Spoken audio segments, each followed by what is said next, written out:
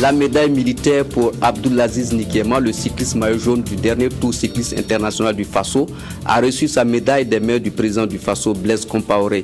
Et puis la coopération entre le Burkina Faso et le Ghana se porte bien. Les deux pays vont réaliser bientôt l'interconnexion électrique entre Bolgatenga et Ouagadougou. Plus de 36 milliards de francs CFA seront injectés dans cette opération. Les gouvernements, la communauté internationale et la société civile mettent dans la main pour lutter contre les mutilations génitales féminines, une pratique qui a la vie dure en dépit des énormes efforts pour l'éradiquer. Mesdames, Mesdemoiselles et Messieurs, bonsoir, voici le 20h de la télévision nationale du Burkina Faso.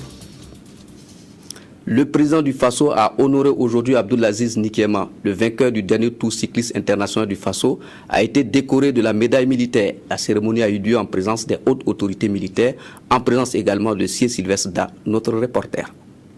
Au nom du président du Faso, nous vous conférons la médaille militaire. La médaille militaire à titre exceptionnel est un vélo de course 100% carbone d'une valeur de 4 millions de francs CFA octroyé par le président du Faso au maillot jaune du dernier tour cycliste international du Faso.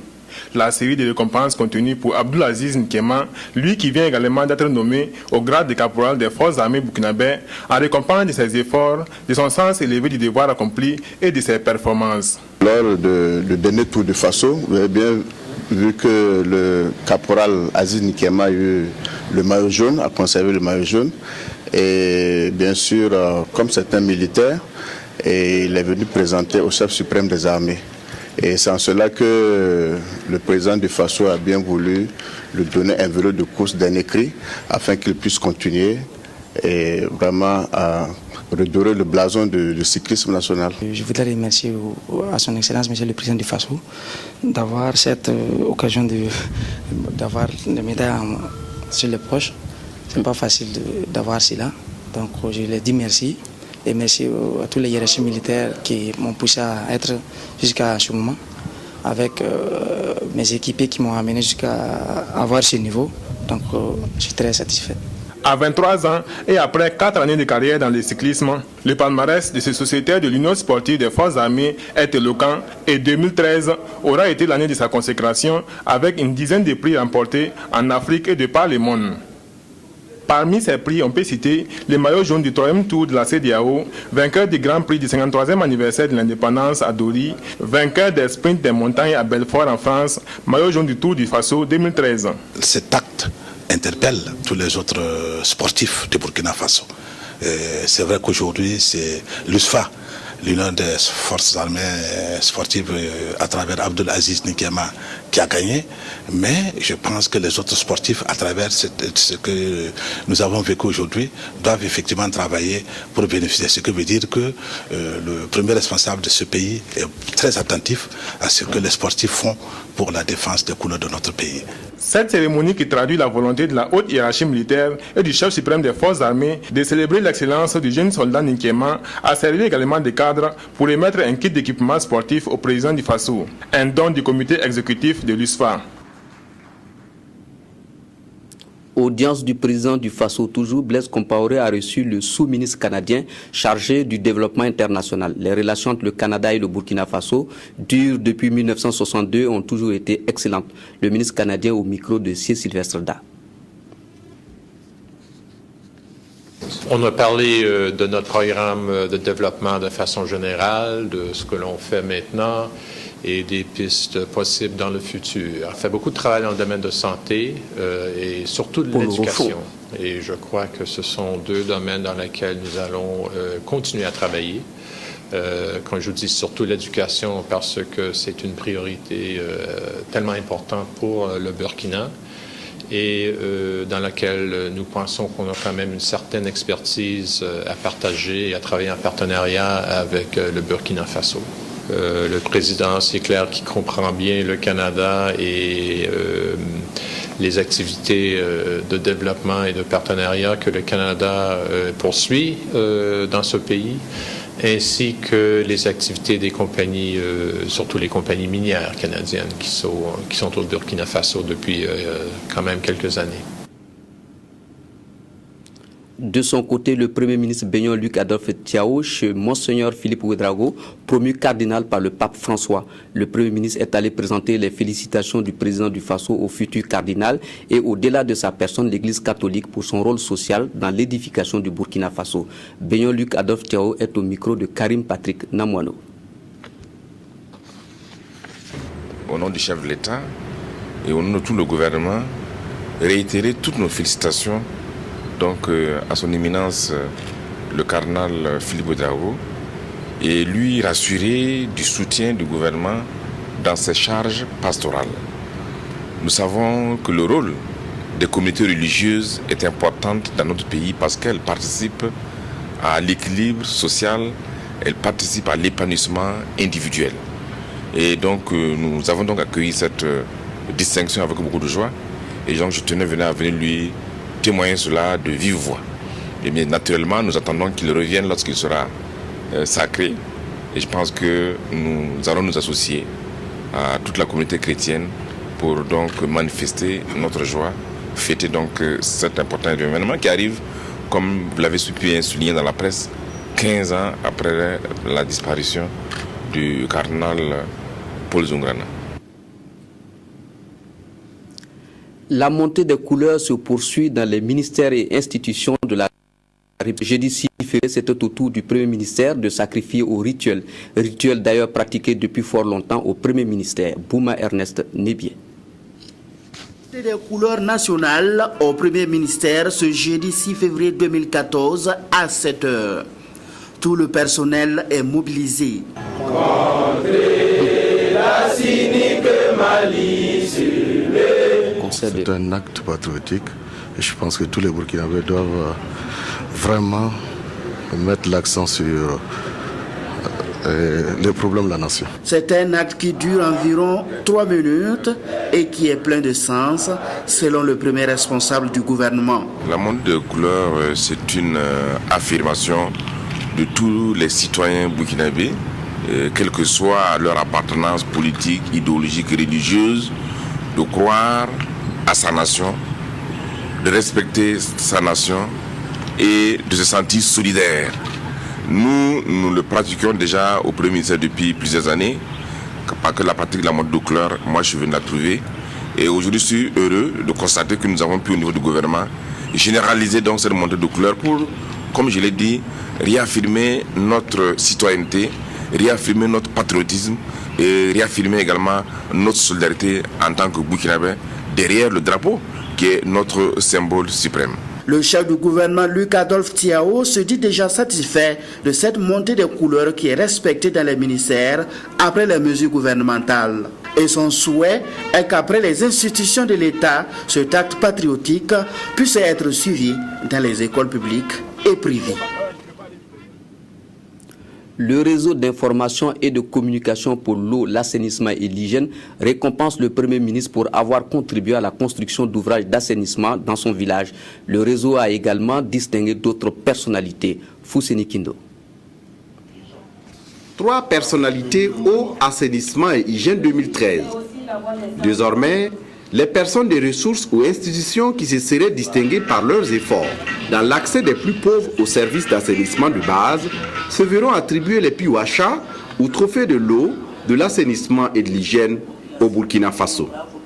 Cette initiative du riche, le réseau d'information et de communication pour l'eau, l'hygiène et l'assainissement vient de distinguer Luc Adolphe Thiaw, Premier ministre du Burkina Faso, pour avoir tenu ses engagements à construire une trentaine de latrines dans son village et aussi pour avoir engagé les membres de son gouvernement à en faire autant. Edouard Ouedraogo, directeur de publication de l'Observateur Palga, et Hugo Karim, un architecte décorateur burkinabé vivant en France, ont été également distingués. On le sait, moins de 10 personnes sur 100 au Burkina ont accès à de services adéquats d'assainissement. Et pourtant, les buissons se font de plus en plus rares dans les villages, d'où la nécessité des toilettes. Les populations utilisent les latrines parce que souvent on vous dit que les gens n'utilisent pas les latrines, mais ce n'est pas vrai. Nous constatons que les populations les utilisent, mais que c'est en réalité un problème de manque de moyens. Parce que quand même une latrine, vraiment avec le coût le plus bas, tourne autour de 60 000 francs à 70 000 francs. Donc ce n'est pas donné à tout le monde de pouvoir le faire. C'est pourquoi j'invite effectivement tous les cadres burkinabés, tous ceux qui ont les moyens, les hommes d'affaires, les entrepreneurs, au moins à réaliser une ou moins latrine dans leur localité. Les Piwacha ne sont pas une compétition, quoique pour le riche, ils sont destinés à créer l'émulation dans les efforts pour l'accès des populations pauvres aux services d'assainissement de base. Et en cela, la contribution de tous les Burkinabés est fortement souhaitée. Je suis très heureux, je pense aussi à Fatou, l'honorable qui nous a accompagnés à Gomoussougou, qui a su parler, mobiliser la population, et puis monsieur le maire de Gomoussougou, et puis le membre du gouvernement, et tous ceux qui nous accompagnent dans ce projet-là. Je dédie ce trophée à toutes ces personnes-là, y compris les utilisateurs, parce que c'est eux qui sont les gagnants aujourd'hui. Après cette remise de trophée, le riche compte à nouveau investir les villes et villages du Burkina Faso pour faire voir les réalités en matière d'assainissement, mais aussi pour rendre visibles les actions en cours qui contribuent à réduire le gap des latrines au Burkina Faso. L'interconnexion électrique Bolga-Tenga au Ghana et Ouagadougou au Burkina Faso dans sa phase décisive. L'interconnexion devait permettre à la Sonabel d'accroître son offre en énergie électrique. L'interconnexion va coûter plus de 36 milliards de francs CFA. Ernest Kambiré. La connexion Bolga-Tenga-Ouagadougou entre dans sa phase effective de réalisation. Le projet, classé parmi les projets prioritaires du WAP, le West African Power Pool, organe de la CEDEAO, chargé de développer un système électrique pour la sous-région, permettra à terme à la Sonabel, la nationale de l'électricité, d'accroître son offre d'énergie. Il s'agit de réaliser un poste de connexion à Bolga-Tenga au Ghana. Ensuite, établir une ligne électrique depuis Bolga-Tenga jusqu'à Ouagadougou, à Zaktouli précisément. Et la longueur de cette ligne est de 210 km. Cette ligne est prévue pour approvisionner le Burkina Faso à hauteur de 800 gigawattheures chaque année sous une puissance de 100 mégawatts. Et lorsque vous savez que la demande de pointe en électricité au Burkina Faso est de l'ordre de 200 mégawatts, si nous pouvions obtenir effectivement ces 100 mégawatts, je pense que ce serait un grand apport pour la fourniture d'électricité. L'interconnexion électrique à réaliser a été confiée à la Sonabel pour le Burkina et à Gridco pour le Ghana. Et les experts de l'ingénieur conseil sont ici mobilisés pour apporter une assistance technique à la réalisation du projet. Déjà, la partie ghanéenne rassure. Le Ghana a un programme de développement très important pour sa production d'électricité avec une promotion du privé. Il y a des producteurs privés. Et le Ghana a aussi du gaz pour faire la production d'électricité à partir du gaz. Et le Ghana souhaite être un exportateur net à court terme. Il estime que fournir le Burkina Faso, ce sera un engagement total du côté du Ghana. Il s'agira pour l'ingénieur conseil de superviser la réalisation des travaux, de procéder à la mise en service des ouvrages, de finaliser les dossiers d'appel et d'aider à l'organisation de ces appels d'offres. Plus de 36 milliards de francs CFA sont mobilisés pour financer le projet et les attentes sont grandes. Beaucoup de choses vont changer parce que nous aurons donc une importation d'énergie du Ghana à hauteur de 100 MW en tout temps, c'est beaucoup. 100 MW, ça représente à peu près la moitié de nos besoins actuellement. Donc ça nous permettra d'importer de l'énergie à un coût qui est raisonnable, qui est vraiment intéressant pour la Sonabel, ça c'est d'une part. La ligne permettra aussi d'électrifier, comme on l'a dit, une vingtaine de localités le long du chemin. La société AECOM Canada est chargée des services d'ingénierie de cet important projet sous-régional qui devrait voir la réalisation des travaux commencés au dernier trimestre de 2014 pour une mise en service prévue pour le deuxième trimestre de 2016 si les délais sont respectés. Point de presse du gouvernement de ce jeudi 6 février, le ministre chargé du commerce Arthur Kafando a fait le bilan des mesures sociales du gouvernement. Il a également parlé du forum Investir en Côte d'Ivoire, un forum qui a connu une participation importante de membres du gouvernement et une centaine d'opérateurs économiques burkinabés. Arthur Kafando au micro de Abdoulaziz Abdoul Rasmane Zongo. Cette mission économique avait pour objet de permettre à nos opérateurs économiques de nouer des relations d'affaires avec leurs homologues ivoiriens mais aussi de voir dans quelle mesure nous pouvons travailler à faire venir des investisseurs ivoiriens sur le sol burkinabé.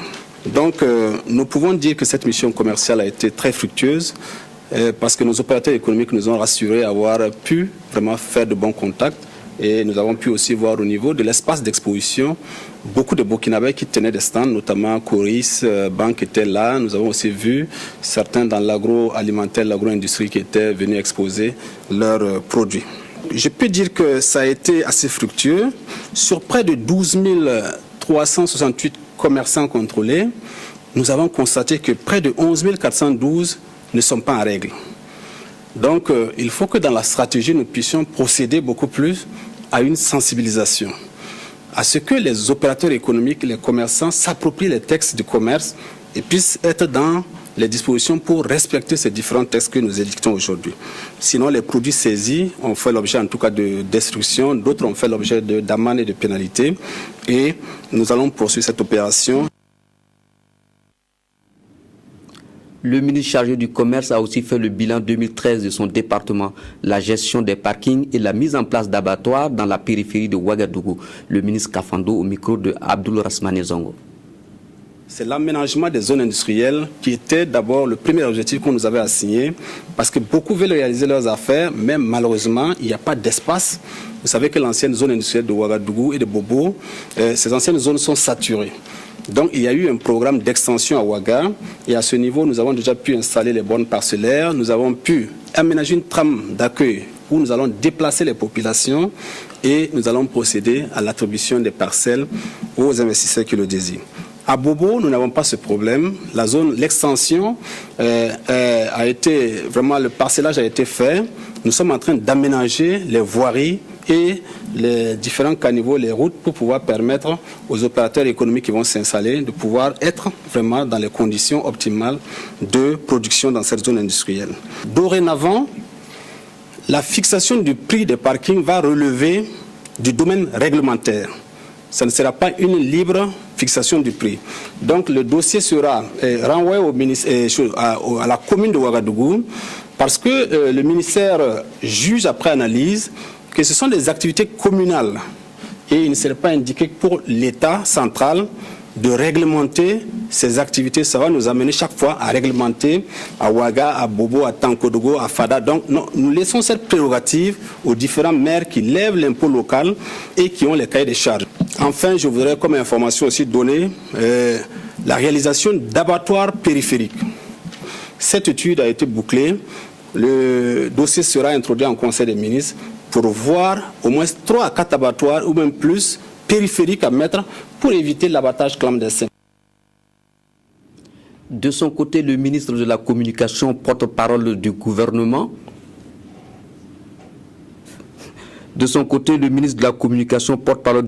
est revenu sur la grève des 4 et 5 février dernier. Il a également donné la position du gouvernement burkinabé dans la crise malienne. Alain-Edouard Traoré est au micro de Abdoul Rasmane Zongo. La grève n'est pas un problème en soi, mais c'est l'acte posé au niveau de ce qui est prévu dans une république. Naturellement, les différents acteurs de développement du pays, les acteurs sociaux et l'état de droit a prévu un certain nombre d'actions possibles et légales. Et donc, c'est sous cet angle que nous on met la grève. Vous savez que de manière globale aussi, une grève est utilisée par les syndicats pour exprimer quelque chose. Et je l'ai dit il y a 2 semaines ici, le gouvernement est dans une très bonne prédisposition d'écoute. Et les négociations n'ont jamais été rompues à notre niveau. Nous ne sommes pas en rivalité avec quelqu'un par rapport à la médiation au Mali, mais vraiment pas du tout. Et nous sommes très à l'aise. Mais vous savez, ce qui se passe au Mali nous concerne et en premier chef par rapport aux Algériens. Nous ne sommes pas du tout en rivalité. L'Algérie et le Mali sont beaucoup plus éloignés que le Burkina Faso et le Mali. Et nous avons intérêt à surveiller la situation au Mali. Le fait qu'on nous ait confié la médiation à un moment donné, c'est une marque de confiance, mais aussi c'est la reconnaissance d'une marque de fabrique du président du Faso, et qui s'est exprimée sur les 20-25 dernières années et sur l'ensemble du continent. On repart en campagne électorale à partir de ce vendredi 7 février à 0h jusqu'au 21 février à 0h également pour les municipales partielles de 7 localités. Les conseils municipaux de ces localités avaient été dissous par décision du Conseil des ministres en date du 27 novembre 2013. Le président de la CENI s'adresse au corps électoral des zones concernées. Il est au micro de Maxime Zongo.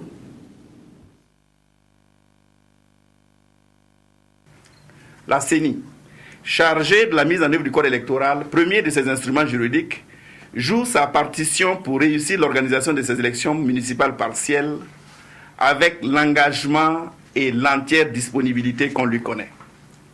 Elle s'appuie à cet effet sur la synergie avec ses démembrements et avec les autres acteurs du processus. 14 partis et formations politiques ont engagé 879 candidats qui iront à la conquête de 115 600 électeurs inscrits, répartis dans 328 bureaux de vote, en vue de pourvoir aux 207 postes de conseillers municipaux. La liste des candidatures et les listes électorales sont déjà publiées. Les 1312 membres du bureau de vote ont été identifiés, selon un profil qui les rend aptes à assurer la mission qui les attend. La CENI s'attelle actuellement, avec ses démembrements, à la préparation de leur formation qui se déroulera entre le 17 et le 21 février, ainsi qu'au déploiement du matériel électoral sur le territoire géographique considéré. Mes chers compatriotes, ces élections municipales partielles présentent un enjeu particulier du fait de la dissolution des conseils municipaux suite à des crises.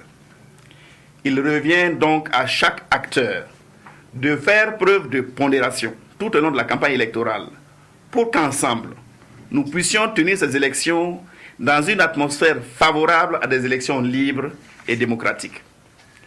Nous devons tout mettre en œuvre pour non seulement parvenir à des élections transparentes, crédibles et apaisées afin de conforter la démocratie locale, mais aussi et surtout, nous devrons redoubler d'efforts pour consolider la cohésion et la paix sociale. Il s'agira de conserver précieusement toutes les vertus chèrement acquises par notre pays au cours de son évolution historique. Je lance en conséquence un appel à tous les acteurs du processus électoral en cours, à savoir les partis politiques, les candidats, les électeurs, les organisations de la société civile, vous les journalistes et toutes les institutions impliquées, à œuvrer dans le renforcement des acquis de notre démocratie. J'exhorte chaque acteur, le cas échéant, à résister à la tentation de placer son intérêt personnel au-dessus de celui des collectivités. Voilà, l'intégralité de ce message vous sera proposée à l'issue de ce journal. Et puis concernant ces municipales partielles toujours, la présidente du Conseil supérieur de la communication a rappelé le rôle des médias dans la campagne. Elle a invité les journalistes à observer les règles d'éthique et de déontologie. Béatrice Damiba est au micro de Zalissa Sanfo. En effet, comme tout le monde le sait, les élections partielles doivent être organisées dans cette commune du Burkina Faso le 23 février prochain. Et la campagne va s'ouvrir dans la nuit de vendredi à samedi prochain, c'est-à-dire dans la nuit du 7 au 8. Et comme cela relève de nos attributions, le Conseil supérieur de la communication se doit d'accompagner les partis politiques dans la campagne et d'aider les médias à gérer le discours politique électoral.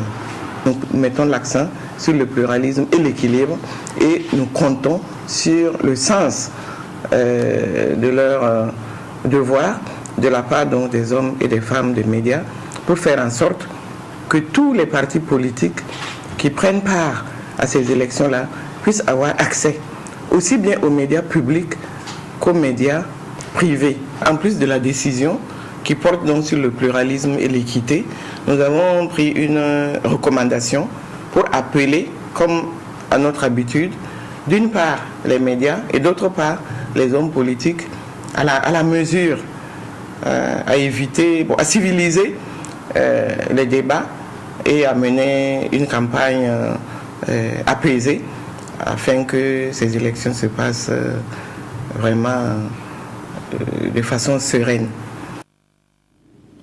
Lutte contre les mutilations génitales féminines, le thème retenu cette année, synergie d'action entre les gouvernements, la communauté internationale et la société civile pour une tolérance zéro, invite les mères à abandonner définitivement cette pratique d'un autre âge. La première dame Chantal Compaoré a présidé la cérémonie. Marguerite Douagneau. Dans la salle des banquets de Ouaga 2000, les maires des communes du Burkina Faso, les acteurs de la lutte contre les mutilations génitales féminines du gouvernement et de la société civile, tous ont répondu à l'appel de la communauté internationale ce jour 6 février à une synergie d'action pour la tolérance zéro au MGF. Au Burkina Faso, ce sont les élus locaux que l'on veut désormais impliquer dans la promotion de l'abandon de ces pratiques traditionnelles néfastes, et cela pour des raisons objectives. Votre maîtrise des réalités locales font de vous des acteurs importants dans notre combat. Aussi, votre implication est le signe de changements importants et de la réussite certaine dans ce combat difficile. Si les Nations Unies ont voté il y a 2 ans une résolution interdisant la pratique des MGF, c'est grâce au dynamisme de la lutte menée par les acteurs, dont la première dame du Faso, cheville ouvrière de ce combat. Mais force est de reconnaître que malgré les avancées enregistrées au Burkina Faso, à travers la sensibilisation et la répression, la pratique a toujours la peau dure et sous de nouvelles formes. C'est pourquoi Chantal Compaoré joint sa voix au gouvernement pour insister sur l'implication effective de ces autorités de proximité que sont les maires pour venir à bout définitivement des MGF. En tant qu'acteur de premier plan dans le processus de développement local et la promotion du mieux-être des populations, votre contribution sera déterminante dans l'atteinte de l'objectif de la tolérance zéro au MGF. Un plaidoyer qui visiblement se mène sur terrain conquis, puisque le maire de la commune de Ouagadougou, au nom de tous les maires du Burkina, a dit l'adhésion d'ores et déjà des élus locaux à la lutte. Promesse a été faite de s'investir aux côtés du secrétariat permanent du Conseil national de lutte contre la pratique de l'excision, en faisant de ce combat une priorité dans toutes les collectivités décentralisées.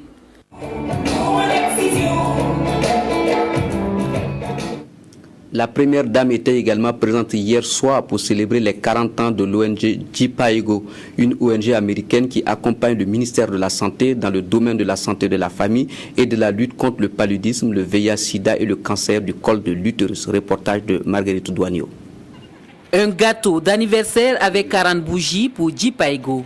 L'ONG américaine qui œuvre au Burkina Faso en partenariat avec le ministère de la Santé intervient depuis 1996 dans la planification familiale, la lutte contre le paludisme, le VIH-Sida, le cancer du col de l'utérus, mais surtout pour le renforcement des capacités du personnel de la santé. L'axe principal de JPAEGO, c'est des innovations de qualité pour sauver la vie des femmes et des enfants. C'est notre principe de base.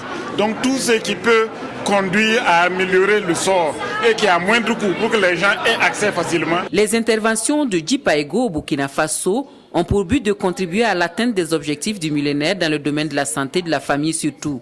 Et qui dit santé de la famille, dit santé de la mère et de l'enfant. Et en associant la première dame à la célébration de cet anniversaire, l'ONG américaine dit avoir trouvé l'avocate qu'il faut pour ses actions. Car dans le domaine de la lutte contre la mortalité maternelle et néonatale, Chantal Compaoré sait de quoi elle parle. La mortalité maternelle et infantile peut être évitée par une prise en charge adéquate de la femme et du nouveau-né. Depuis 1996, JPAEGO soutient le ministère de la Santé et les sociétés médicales dans la mise en œuvre des programmes s'inscrivant dans cet objectif. En 18 ans d'intervention au Burkina Faso, du chemin a été parcouru, mais des efforts restent encore à fournir dans bien de domaines. JIPAIGO is going to continue to support the Ministry of Health's goals. JIPAIGO va continuer de soutenir le ministère de la Santé au Burkina Faso. Un domaine dans lequel nous allons intervenir, c'est dans la lutte contre la malaria. L'autre priorité à l'avenir, c'est la santé de la reproduction. Nous allons intervenir dans la prise en charge des grossesses non désirées des filles. Je souhaitais véritablement que nous nous orientons vers la promotion de la santé et vers l'investissement en faveur donc, de la communication de proximité avec les populations pour éviter qu'elles tombent malades parce qu'elles auront eu un ensemble d'informations sur l'hygiène, sur l'assainissement, sur la nutrition. JIPAIGO, qui est affilié à l'université Johns Hopkins, a voulu exprimer sa reconnaissance à ses collaborateurs sur le terrain, d'où des certificats décernés à une dizaine d'entre eux. Le ministère en charge de la promotion de la femme à la recherche de financement pour le Forum des femmes et la commémoration de la journée de la femme à Banfora. Autour d'une rencontre d'échange avec ses partenaires financiers, le ministère attend un appui pour ses différentes activités. Eleonore Ouedraogo, Yerbanga. Le Forum national des femmes et la Journée internationale de la femme se tiennent cette année sous le thème « Problématique du financement des activités économiques des femmes au Burkina Faso ». Un thème qui découle des réflexions menées pour l'entrepreneuriat féminin et l'autonomisation des femmes en mars 2013, où les difficultés d'accès aux institutions bancaires ressortent comme une cause de la faible représentativité des femmes dans la création d'entreprises formelles. Avec cette rencontre d'échange entre le ministère de la Promotion de la Femme et du Genre et les institutions bancaires, Nestorine Sangaré veut interpeller ces dernières sur leur rôle d'accompagnement. Beaucoup de femmes, soit parce qu'elles sont analphabètes ou parce qu'elles n'ont pas l'information, souvent elles peuvent avoir de très bons projets, mais elles sont là, elles ne savent pas où aller pour pouvoir avoir les financements. Donc cette activité, c'est un premier contact que nous établissons afin d'avoir donc cet accompagnement nécessaire pour l'organisation réussie de ces deux événements. Les échanges devront également permettre au ministère de présenter les modalités pratiques de l'organisation du forum et de la journée de la femme en vue de requérir l'implication des acteurs financiers pour la réussite de ces activités. Nous avons voulu rencontrer les acteurs de la chaîne de financement pour leur porter l'information et voir dans quelle mesure ils pourront nous accompagner pour l'organisation de cet important événement, et notamment leur disponibilité pour venir s'entretenir avec les femmes, pour venir nous aider à faire toutes les activités, notamment en mettant en place des stands d'information pendant la célébration et nouer vraiment les contacts. Le Forum national des femmes et la Journée internationale de la femme se dérouleront dans la première semaine du mois de mars à Banfora dans la région des Cascades. Orphelins et filles-mères en difficulté du centre SOS Filles-Mères de Pissy ont reçu des vêtements et des vivres de la jeune chambre internationale Ouaga Elite, un geste humanitaire destiné à soulager un temps les difficultés de ces orphelins et filles-mères. Abdoul Rasmane Zongo. Les pensionnés du centre SOS Filles-Mères du quartier Pissy de Ouagadougou ont bénéficié d'une journée de réconfort, de partage et de solidarité. Orphelins, enfants, filles-mères en difficulté ont eu droit à des vivres, notamment du riz, de la friperie et un repas communautaire. On donne un seul repas par jour et ce n'est pas tous les jours qu'on a ça. Et quand on reçoit ce genre de dons, c'est pour dire que les filles auront à manger encore pour au moins 1 ou 2 mois. Donc c'est une très grande joie pour nous aujourd'hui de les recevoir. Cette initiative de célébrer Noël en différé est de la jeune chambre internationale Ouaga Elite. Ce matin, nous avons apporté des vivres, de la friperie et un repas en commun que nous allons partager ensemble tous avec ces enfants pour les apporter la joie de vivre comme tous les enfants que nous croisons dans la rue. Ce geste de solidarité s'inscrit dans le cadre du mandat 2014 de la jeune chambre internationale Ouaga Elite. Le dernier contingent du bataillon Badea 1, rentré au pays le 3 février dernier après une mission bien remplie au Mali, a été célébré par la hiérarchie militaire. Les soldats ont reçu des médailles avec Agrafe République du Mali en présence de Yolande Lompo. Mission de maintien de la paix au Mali convenablement accomplie selon la hiérarchie militaire par le bataillon Badaya 1, dont la dernière vague a regagné la mère patrie il y a de cela quelques jours. En pareille circonstance, en plus des félicitations et du pot de bienvenue organisé à l'intention de ces pionniers, des médailles commémoratives avec agrafe République du Mali leur ont été décernées. C'est une belle expérience. Qui pouvait penser un jour qu'on allait se retrouver dans le désert tombouktien, mais nous y avons été et nous sommes revenus. C'est une belle expérience aux côtés des autres forces africaines et à côté de nos frères maliens. Des 850 soldats envoyés sur le théâtre des opérations, 2 femmes en faisaient partie. Composées d'officiers, de sous-officiers, de militaires de rang, de gendarmes, d'aviateurs, de sapeurs et de personnel civil, les membres de la dite opération ont tenu à observer une minute de silence en mémoire de leurs 2 frères d'armes décédés accidentellement au cours de la mission. Badaya 1 vient d'être relevé par Badaya 2, la deuxième équipe qui va aller pour les missions de paix au Mali. Donc il est normal et utile que nous puissions leur témoigner toute notre reconnaissance et puis surtout leur exprimer toute notre satisfaction pour la mission remplie. Ils regagnent leurs garnisons respectives et devront mettre l'expérience professionnelle acquise sur le théâtre du Mali au service des forces armées nationales. Tanwi Zengue, un lieutenant-colonel de gendarmerie à la retraite, vient de publier Le Sacre d'un Djamba, un roman autobiographique. La dédicace a eu lieu lundi dernier en présence de Foussini Kindo. Le Sacre d'un Djamba, un récit de vie, une chronique d'un guerrier de la vie. Tanwi Zengue y dépeint sa propre vie, partagée entre le village et la ville. La vie du gendarme à la retraite y est décrite dans une linéarité sans pour autant céder à la simplicité. J'ai voulu effectivement écrire ce roman tout simplement pour montrer aux jeunes, qu'ils soient dans l'armée ou bien dans le civil, qu'on ne peut pas réussir sans effort. L'effort, la probité et puis la conscience professionnelle, là où vous vous trouvez, quel que soit le métier que vous avez, il faut cette conscience et le courage, cette probité pour pouvoir se faire prévaloir. À la cérémonie de dédicace, la hiérarchie militaire était présente, mais aussi des amis et d'anciens camarades de gendarmerie. À la retraite depuis 2008, ce lieutenant-colonel de gendarmerie est auteur de 2 autres ouvrages. Et pour Le Sacre d'un Djambar, l'éditeur avoue être séduit par le fait que le manuscrit de Tanwi se défendait seul. Il m'a été recommandé par un autre collègue.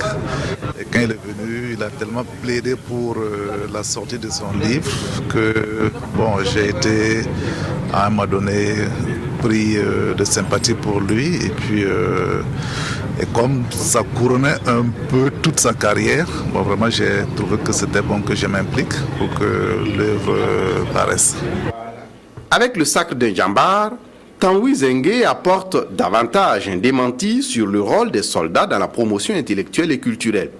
Comme l'a d'ailleurs rappelé le préfacier de l'ouvrage, fort heureusement, Le Sacre d'un Djambar vient comme un cinglant démenti de ces idées préconçues sur un corps d'armée qui mérite tout respect et admiration, ne serait-ce que pour les énormes services qu'il rend.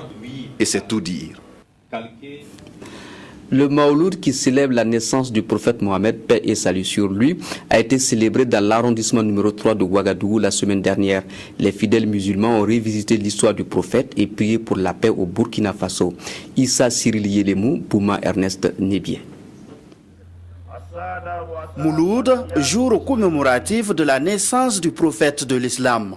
Pour l'occasion, des fidèles musulmans de l'arrondissement 3 se retrouvent pour vivre l'événement en différé. Chants religieux, lecture du Coran et prières, une parfaite orchestration pour transmettre aux plus jeunes l'histoire du prophète. Aujourd'hui, nous nous souvenons de la naissance du prophète Mohammed.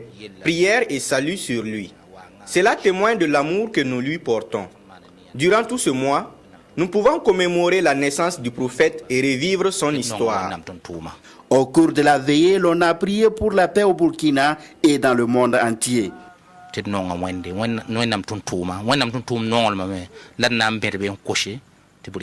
À Dieu, nous avons demandé la paix pour le Burkina Faso et l'entente entre les différentes autorités afin que cette paix y reste à jamais. Burkina Faso Kilanga. Cette nuit témoigne d'une importance capitale dans la vie religieuse du fidèle, en ce sens qu'elle est signe de raffermissement de la foi islamique. Voilà, c'est la fin de votre journal. Merci de l'avoir suivi. Je vous souhaite une agréable nuit. Je serai très heureux d'être chez vous demain à 20h pour d'autres actualités. Merci, au revoir et à demain.